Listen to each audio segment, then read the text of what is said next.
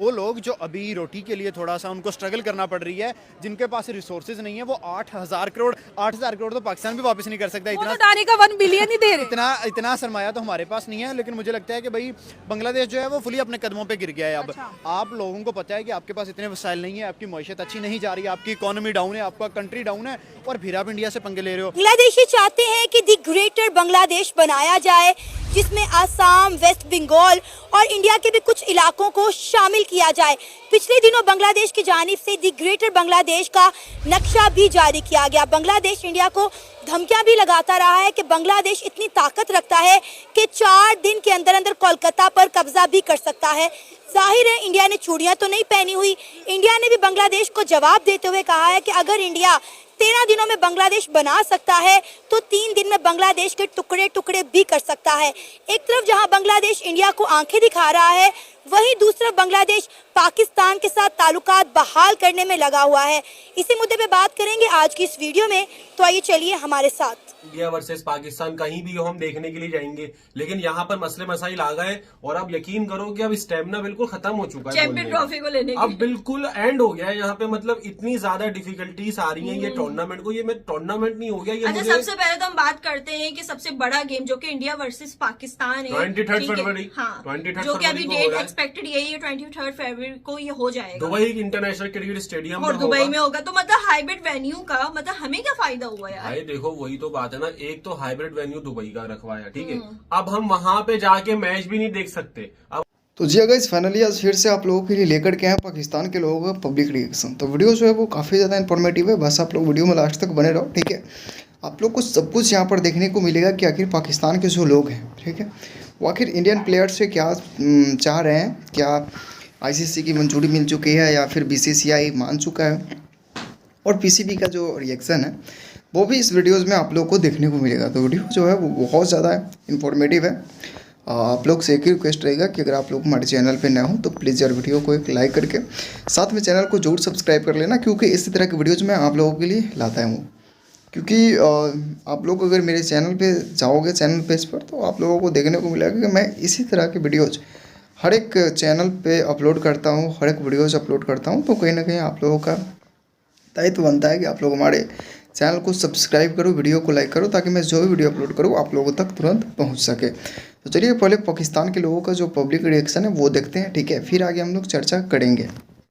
आपका बिजली बंद कर दे तो आपके पास बिजली नहीं है, वो आपके राइस बंद कर दे तो आपके पास खाना नहीं है, वो आपको इमदाद ना दे तो आपके पास रोटी नहीं है, और आप कहते हैं कि जी हम इंडिया का बॉयकॉट करेंगे और हम एक सेकुलर कंट्री या पता नहीं क्या बनाना चाह रहे हैं। अब बनाओ, बट पहले अपने वसाइल बनाओ। ना आपके पास कोई मैन्युफैक्चरिंग है, ना आपके पास इंडस्ट्री है, ना आपकी यूथ में इतनी पावर है कि वो कोई नया काम कर सके। आपने जाके जी घर जला दिया, हसीना को वहाँ से मंदिर तोड़ दिया, और हसीना भी जाके इंडिया देखें। बांग्लादेश की प्राइम मिनिस्टर को जगह भी किसने दिया? इंडिया वालों ने। पूरी दुनिया ने किसी ने उसको रखा नहीं है। तो मुझे नहीं लगता कि बांग्लादेश भाई कुछ भी कर सकेगा। बांग्लादेश पहले कदमों पे है, इन दी एंड बनेगा क्या? बांग्लादेश जाके इंडिया से माफी मांगेगा। लेकिन अभी की जो हम करंट सूरत हाल देख रहे हैं, अब तो जी मोहम्मद यूनुस जो फर्जी सरकार है वो तो ये भी बोल रहे हैं कि जो शेख हसीना उसको वापस कर दिया जाए। देश में जितना भी जेनोसाइड हुआ है वो शेख हसीना की वजह से हुआ है। जब तक ये बांग्लादेश में नहीं आएगी तो बांग्लादेश ऐसी होगा। तो इस पे क्या कहेंगे? क्या जो मोदी सरकार है वो शेख हसीना को वापस कर देंगे? नहीं, मुझे नहीं लग रहा कि शेख हसीना वापस जाएगी। पहले आप लोग मोदी के 800 करोड़ तो दो, आप लोगों से तो वो नहीं, 8,000 करोड़ या जितना 8 करोड़ भी अकेले कहते ना तो ये वो भी नहीं दे सकते। आप देखें कि इंडिया का 1 रुपया पाकिस्तान का 3 है, तो वहाँ पे टके के भी 2 के बराबर है। टका 2 का और इंडिया का 1 बनता है। तो आप लोग 8,000 करोड़ मतलब आपको 16,000 करोड़ रुपए देने पड़ेंगे। ये तो जस्ट अभी उन्होंने इंफ्रास्ट्रक्चर पे जो लगाया उसका वो कह रहे हैं कि पहले आप हमें ये दो। ये चीज़ होती है कि आपके जो आपका कंट्री है ना वहाँ पे एक इस्तेहकाम हो, वहाँ पे आपकी जो हाँ स्टेबिलिटी हो, उसके बाद आपका जो मुल्क है ना कहीं तरक्की की राह पे कहीं ना कहीं वो चलना स्टार्ट हो जाता है। बांग्लादेश में पहले हसीना वाजिद थी, लोगों को बड़ा मसला होता था यार हसीना वाजिद वहाँ पे डिक्टेटर बन के बैठी हुई है, वो 7 साल आ जाती है और अपनी हुकूमत करती है, उसने सारे इदारे अपने मुताबिक किए हुए हैं, ये किया है वो किया हुआ है। लेकिन बंदे की कदर तब होती है जब वो बंदा ना हो।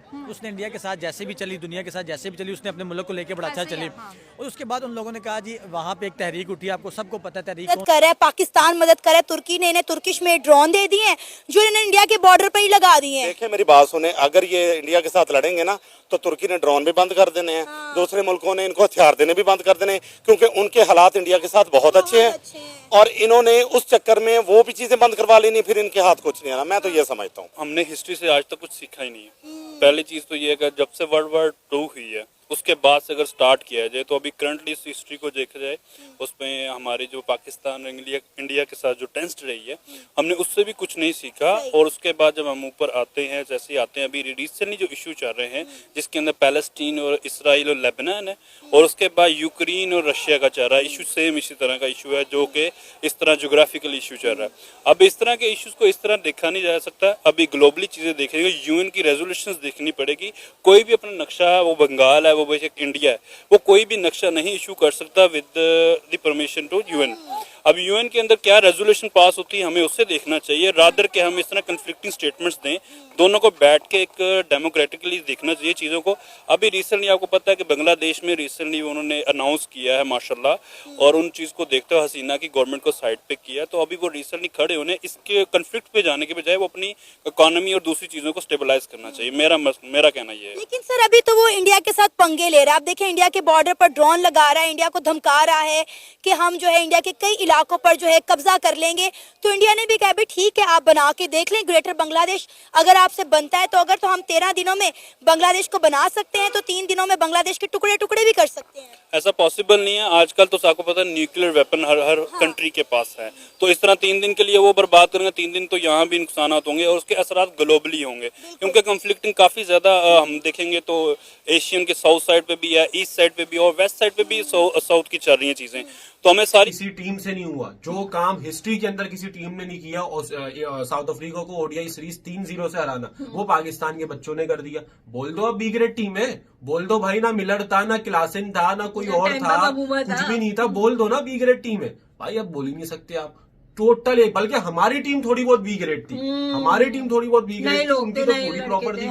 ठीक है ना, हमारे तो बच्चे अबे सहम अय्यूब एक तो मतलब क्या भाई अय्यूब को तो अगर है ना माविया ये चैंपियन ट्रॉफी तक मैं तो कह रहा हूँ ये वीडियो किसी हिसाब से सैम अय्यूब तक पहुंच जाए, सैम अय्यूब को पता लग जाए कि यार हमारे क्राउड को वीजा नहीं मिल रहा, मैं सेंचुरी मारता हूँ। अब तुम लेकिन यार देखो ये वाली बातें तो हो गई सारी अलग, लेकिन क्राउड से बहुत फर्क पड़ता है क्योंकि आपको सपोर्ट मिलती है। 2023 के वर्ल्ड कप में क्या हुआ था, इंडिया का ही क्राउड था, पैट कमिंस ने क्या कर दिया फिर यार। अरे यार ये तो देखो वो प्रेशर उन्होंने अपने ऊपर ही ले लिया, अपनी क्राउड का प्रेशर अपने ऊपर। बात बताऊंगा, छोटी सी बात बताऊंगा, ये 1990s में 1980 में ये बात आती थी कि भाई क्राउड से फर्क पड़ता है, जिसका ठीक है उस दौर में बात आती थी। अब ऐसा चेंज हो गया, अब प्लेयर को फर्क नहीं पड़ता तालियां किसके लिए बज रही है, अबे भाई वो रिवर्स शॉट मारता है, वो आसरा नहीं करता। स्टार को सैम अय्यूब ने किस तरह से रिवर्स शॉट मारा था, क्राउड पूरा ऑस्ट्रेलियन था, वो मार रहा था। तो भाई अब ये बात थोड़ी सी वो हो गई है। अहमदाबाद के अंदर आप हम अपनी पूरी टीम को भेज दें दुबई और वो मतलब जीत कर आ जाएगी, भाई तुम ये कहना चाह रहे हो। देखो अब बात बताऊं क्या होती है यहाँ पर, अब मामलात होंगे ठीक है। अब मैं ये तो बोल नहीं सकता कि भाई ये भी इंडिया की साजिश है जो उन्होंने यूएई को बोल के वीजा बंद करा दिया। देखो हम इस तरह की हम इस तरह के वो नहीं है जोकर्स जो हम हर चीज को बोले इंडिया ने किया इंडिया ने किया। भाई हमें भी पता है क्या मामलात है, क्या चीजें, यूएई और पाकिस्तान के क्या मसले हुए, हमें सब पता है। लेकिन बात ये होती है कि अगर क्राउड 50-50 होगा तो भाई फर्क पड़ता है। आप तो जी अगर जैसा कि आप लोगों ने यहाँ पर देखा कि पाकिस्तान के जो लोग हैं उन लोगों का क्या कहना है, उन लोगों का यही कहना है कि अगर पाकिस्तान में टीम इंडिया खेलने के लिए आती है तभी जाकर के पाकिस्तान के लोग जो हैं वो इंडिया खेलने के लिए जाएगा। और बात रही चैम्पियन ट्रॉफी 2025 की, तो अगर पाकिस्तान में चैम्पियन ट्रॉफी नहीं होता है तो ये फिर पाकिस्तान को बहुत बड़ा रिस्की गेम खेलना पड़ेगा, ठीक है। क्योंकि मेरे ख्याल से हर एक पाकिस्तानी हो या फिर जो भी हो, ठीक है, सभी लोगों को एक चीज़ ये हमेशा सोचना चाहिए कि जब तक इंडिया अगर नहीं चाहेगा तब तक पाकिस्तान से कुछ भी बाल बाका नहीं होने वाला है, ठीक है। क्योंकि पाकिस्तान और इंडिया में बहुत ज़्यादा का फ़र्क है, ठीक है। तो मेरे ख्याल से ये लोग जो सोच रहे हैं कर रहे हैं इन लोगों से कभी भी नहीं होने वाला। और ऐसे आप लोग से एक ही रिक्वेस्ट रहेगा कि प्लीज़ जो भी हो पाकिस्तान के लोग और लग रहा है कि नहीं इंडिया को खेलने आना चाहिए तो यार हाई मॉडल अप्लाई कर लो ना, हाई मॉडल अपना लो, वहाँ पर इंडिया जा करके खेल लेगी, कोई भी दिक्कतें का सामना करना नहीं पड़ेगा। और ऐसे भी अगर आप लोग हाई मॉडल को नहीं अपनाते हो तो शायद जो दुख है आप लोग को हमेशा देखने को मिलेगा और आप लोग इंडिया का कुछ भी नहीं कर पाओगे, ठीक है। बात रही पाकिस्तानी प्लेयर्स को इंडिया आने का, तो कोई ज़रूरी नहीं है कि मैं आप लोगों के बिना मैच नहीं खेल सकता। हमारे यहाँ ऑस्ट्रेलिया भी आने को तैयार है, इंग्लैंड भी आने को तैयार है, न्यूजीलैंड भी, साउथ अफ्रीका, श्रीलंका, ठीक है। बात रही बांग्लादेश को, तो बांग्लादेश को हमने IPL से भी साइड कर दिया है। तो कहीं ना कहीं मेरे ख्याल से आप लोगों को इन सभी चीज़ों पर थोड़ी भी बात विचार नहीं करना चाहिए। डायरेक्ट इन आप लोगों को हमारे इंडिया में आओगे, ठीक है, क्योंकि जब तक आप लोग नहीं आओगे तो मेरा कुछ भी नहीं होने वाला है। कहीं ना कहीं आप लोगों को ही दिक्कतें होंगी, पाकिस्तान वालों को, ठीक है। और बात रही पाकिस्तान में, तो जब तक इंडिया नहीं जाएगा तब तक आप लोगों की मैच का कोई भी परफॉर्मेंस देखने को अच्छा नहीं मिलेगा, क्योंकि इंडिया की जो फैंस है वो क्रिकेट की ज़्यादा दीवाना है, ठीक है। ऐसा आप लोगों को क्या लग रहा है कमेंट करके अपनी राय जोड़ दीजिएगा। चलिए मिलते हैं नेक्स्ट वीडियो में। इस वीडियो में इतना ही, तब तक के लिए जय हिंद।